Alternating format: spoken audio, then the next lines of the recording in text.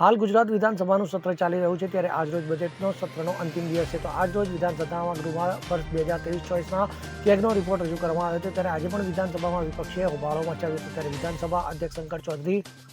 ફરી એક વખત કોંગ્રેસના ધારાસભ્યોએ હોબાળો મચાવતા બગડ્યા હતા તો વિમલ ચુડાસમા અને ધારાસભ્ય ઇમરાન ખેડાવાલાને ગૃહમાંથી બહાર કાઢવામાં આવ્યા હતા તો મળતી માહિતી મુજબ રાજ્યમાં બેફામ બનેલા ખનન માફિયાઓ વિરુદ્ધ વિધાનસભા ગૃહમાં રજૂઆત પણ ન કરવા દેવામાં આવતા સાથી ધારાસભ્યો સાથે વિધાનસભા પરિસરમાં બહાર ધરણા પર બેઠા હતા અને તેમણે સરકાર વિરુદ્ધ વિરોધ પ્રદર્શન કર્યું હતું તો આ દરમિયાન અમિત ચાવડાએ સરકાર પર ખનીજ માફિયાઓને છાવરવાનો આરોપ લગાવતા હતા તેમણે જણાવ્યું હતું કે પહેલા દિવસથી ચારે બાજુ ખનન ચોરી થઈ રહી છે તેના પુરાવા આપ્યા હતા ત્યારે ગુરુવારે મંત્રી દ્વારા આ મુદ્દે ઉડાવ જવાબ આપવામાં આવ્યો હતો તો ગેરકાયદેસર ખનન થતું હોય તો વિમલભાઈ વિધાનસભામાં ના બોલે તો ક્યાં બોલે? રાજ્યભરમાં કોઈ જિલ્લા એવા નથી જ્યાં ગેરકાયદેસર ખનન ના થતું હોય આમ કહીને અમિત ચાવડાએ સરકાર પર આકરા પ્રહારો કર્યા હતા.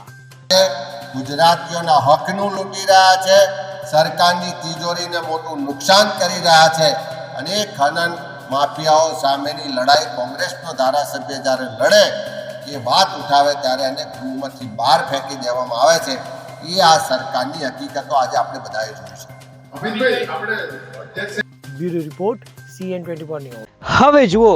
દેશ દુનિયાની તમામ ખબરો તમારી આંગળીના ટેરવે. ઉઠાવો મોબાઈલ અને Google Play Store પરથી ડાઉનલોડ કરો અમારી CN24 ન્યૂઝ મોબાઈલ એપ.